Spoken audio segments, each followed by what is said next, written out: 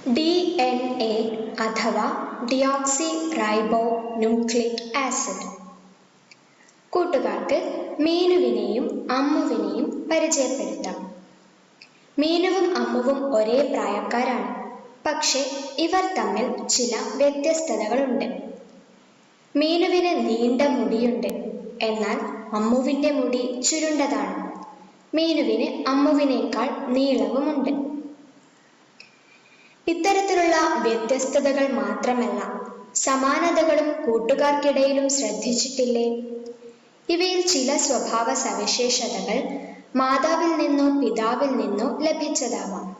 മാതാപിതാക്കൾക്ക് ഇല്ലാത്ത സവിശേഷ സ്വഭാവങ്ങളും സന്താനങ്ങളിൽ ഉണ്ടാകാം. ഇവയെല്ലാം ചേർന്നാണ് ഒരാളിൽ തനതായ വ്യക്തിത്വം രൂപപ്പെടുന്നത്. ഒരു വ്യക്തിയുടെ രൂപവും സ്വഭാവവും നിർണയിക്കുന്ന ഘടകങ്ങളാണ് ജീനുകൾ. മനുഷ്യ ശരീരത്തിൽ ലക്ഷക്കണക്കിന് ജീനുകൾ കാണപ്പെടുന്നു. ന്യൂക്ലിയസിലെ ക്രോമസോമിലാണ് ജീനുകൾ കാണപ്പെടുന്നത്. ജീനുകളിൽ അടങ്ങിയിരിക്കുന്ന സന്ദേശങ്ങൾ അനുസരിച്ച് നിർമ്മിക്കുന്ന പ്രോട്ടീൻ തന്മാത്രകളാണ് ഒരു വ്യക്തിയുടെ സ്വഭാവവും രൂപവും നിർണയിക്കുന്നത്.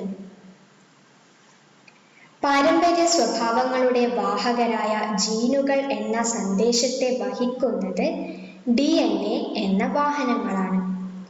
എങ്ങനെയാണ് DNA ഈ സന്ദേശങ്ങളെ വഹിക്കുന്നത്? വരൂ, നമുക്ക് DNA കുറിച്ച് കൂടുതൽ അറിയാം. ചുറ്റി പോകുന്ന ചുറ്റുകോവണി കൂട്ടുകാർ ശ്രദ്ധിച്ചിട്ടില്ലേ?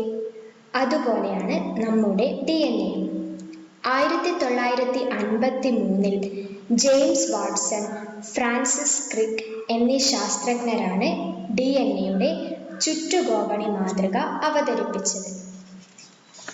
ഈ മാതൃക ശാസ്ത്രലോകത്ത് വലിയ സ്വീകാര്യത നേടുകയും 1962 അവർക്ക് നോബൽ സമ്മാനം ലഭിക്കുകയും ചെയ്തു. DNA ചുറ്റുകോവണി മാതൃക വീക്ഷിക്കാം.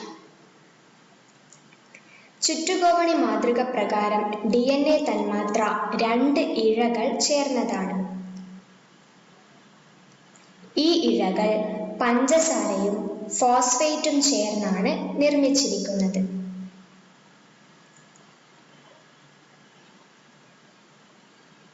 ഡിയോക്സി റൈബോസ് എന്ന പഞ്ചസാരയാണ് DNAയിൽ അടങ്ങിയിരിക്കുന്നത്.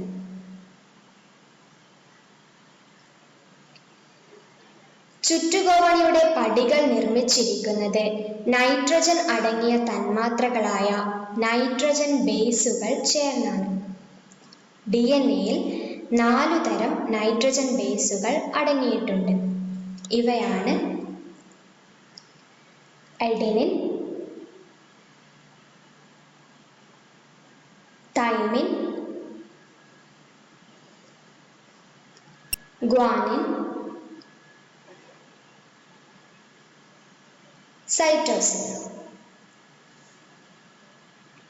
ചുറ്റുകോവണി മാതൃകയിലെ ഓരോ പടിയും നിർമ്മിച്ചിരിക്കുന്നത് 2 നൈട്രജൻ ബേസുകൾ ചേർന്നാണ്. ഈ ജോഡി ചേരലിന് ഒരു പ്രത്യേകതയുണ്ട്. DNAയിൽ അഡെനിൻ എന്ന നൈട്രജൻ ബേസ് തൈമിൻ എന്ന നൈട്രജൻ ബേസുമായി മാത്രമേ ജോഡി ചേരുകയുള്ളൂ. അതുപോലെ തന്നെ ഗ്വാനിൻ എന്ന നൈട്രജൻ ബേസ് സൈറ്റോസിൻ എന്ന നൈട്രജൻ ബേസുമായി മാത്രമാണ് ജോഡി ചേരുന്നത്.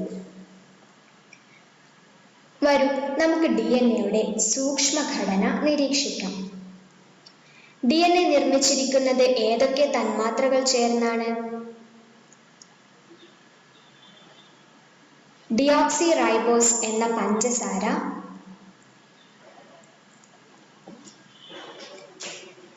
ഫോസ്ഫേറ്റ് തന്മാത്ര. ഡിയോക്സി റൈബോസ് പഞ്ചസാരയും ഫോസ്ഫേറ്റ് തന്മാത്രയും ചേർന്നാണ് DNAയിലെ ഓരോ ഇഴയും നിർമ്മിച്ചിരിക്കുന്നത്. ചുറ്റുകോവണിയുടെ പടികൾ നിർമ്മിച്ചിരിക്കുന്ന അഡെനിൻ, തൈമിൻ, ഗ്വാനിൻ, സൈറ്റോസിൻ എന്നീ നൈട്രജൻ ബേസുകൾ. ഒരു ഡിയോക്സി റൈബോസ് പഞ്ചസാര തന്മാത്രയും ഒരു ഫോസ്ഫേറ്റ് തന്മാത്രയും ഒരു നൈട്രജൻ ബേസും ചേർന്ന യൂണിറ്റിനെ ന്യൂക്ലിയോടൈഡ് എന്ന് വിളിക്കുന്നു. ഒരു ന്യൂക്ലിയോടൈഡ് എന്നാൽ ഒരു ഡിയോക്സി റൈബോസ് പഞ്ചസാരയും ഒരു ഫോസ്ഫേറ്റ് തന്മാത്രയും ഒരു നൈട്രജൻ ബേസും ചേർന്നതാണ്. ഇത്തരത്തിലുള്ള ന്യൂക്ലിയോടൈഡുകളുടെ ആവർത്തനമാണ് DNA തന്മാത്ര. DNA-യിൽ 4 തരം നൈട്രജൻ ബേസുകളാണല്ലോ അടങ്ങിയിട്ടുള്ളത്. അതുകൊണ്ട് തന്നെ 4 തരം ന്യൂക്ലിയോടൈഡുകളാണ് DNA-യിൽ കാണപ്പെടുന്നത്. എഡനിൻ എന്ന നൈട്രജൻ ബേസ് അടങ്ങിയ ന്യൂക്ലിയോടൈഡ്, തൈമിൻ എന്ന നൈട്രജൻ ബേസ് അടങ്ങിയ ന്യൂക്ലിയോടൈഡ്, ഗ്വാനിൻ എന്ന നൈട്രജൻ ബേസ് അടങ്ങിയ ന്യൂക്ലിയോടൈഡ്, സൈറ്റോസിൻ എന്ന നൈട്രജൻ ബേസ് അടങ്ങിയ ന്യൂക്ലിയോടൈഡ്. ഈ ന്യൂക്ലിയോടൈഡുകളുടെ രണ്ടാമത്തെ ഇഴ പൂർത്തിയാക്കി നോക്കൂ. എഡനിനുമായി ചേരുന്ന തൈമിൻ, ഗ്വാനിനുമായി ചേരുന്ന സൈറ്റോസിൻ, തൈമിനുമായി ചേരുന്ന എഡനിൻ, സൈറ്റോസിനുമായി ചേരുന്ന ഗ്വാനിൻ. DNA ആണ് ജീനുകളെ വഹിക്കുന്നത് എന്ന് നേരത്തെ സൂചിപ്പിച്ചിരുന്നുവല്ലോ. ന്യൂക്ലിയസിലെ ക്രോമസോമുകളിലാണ് DNA അടങ്ങിയിരിക്കുന്നത്.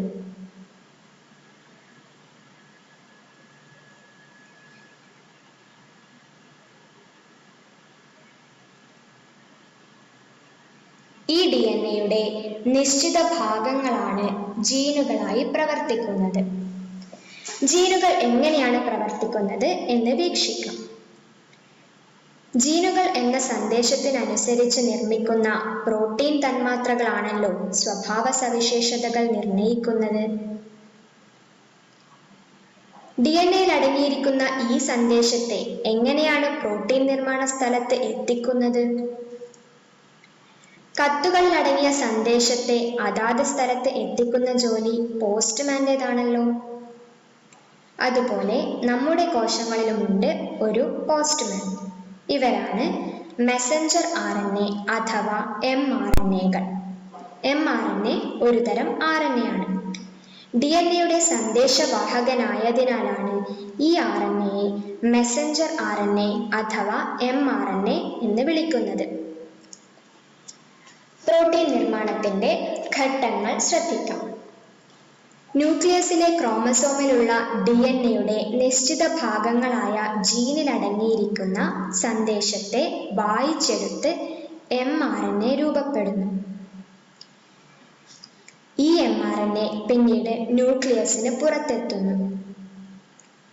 കോശത്തിലെ പ്രോട്ടീൻ നിർമ്മാണ ഫാക്ടറിയായ റൈബോസോമിലേക്കാണ് mRNA എത്തിച്ചേരുന്നത്. അതേസമയം തന്നെ പ്രോട്ടീൻ നിർമ്മിക്കാനുള്ള അമിനോ ആസിഡുകളും റൈബോസോമിൽ എത്തിച്ചേരുന്നു. മാലയിൽ മുത്തുകൾ കോർത്ത പോലെ mRNA-യിലെ സന്ദേശമനുസരിച്ച് അമിനോ ആസിഡുകളെ ക്രമീകരിച്ച് റൈബോസോമിൽ വച്ച് പ്രോട്ടീൻ തന്മാത്രകൾ രൂപപ്പെടുന്നു. ഈ പ്രോട്ടീൻ തന്മാത്രകളാണ് നമ്മുടെ സ്വഭാവ സവിശേഷതകൾ നിർണയിക്കുന്നതും ശരീരത്തിലെ ഉപാപചയ പ്രവർത്തനങ്ങൾ നിയന്ത്രിക്കുന്നതും. ശ്രദ്ധിക്കൂ, DNA-യിലെ ജീനുകളിൽ അടങ്ങിയിരിക്കുന്ന സന്ദേശമനുസരിച്ച് ആദ്യം mRNA രൂപപ്പെടുന്നു. mRNA-യിലെ സന്ദേശങ്ങൾ അനുസരിച്ച് റൈബോസോമിൽ വച്ച് അമിനോ ആസിഡുകൾ കൂട്ടിച്ചേർത്ത് പ്രോട്ടീൻ തന്മാത്രകൾ രൂപപ്പെടുന്നു.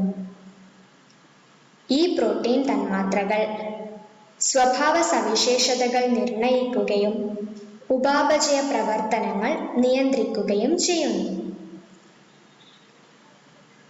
മീനുവും അമ്മുവും തമ്മിൽ എന്ന പോലെ എല്ലാ ജീവജാലങ്ങളിലും വ്യത്യസ്തതകളും സമാനതകളും വരാനുള്ള കാരണം കൂട്ടുകാർക്ക് മനസ്സിലായി കാണുമെന്ന് വിശ്വസിക്കുന്നു.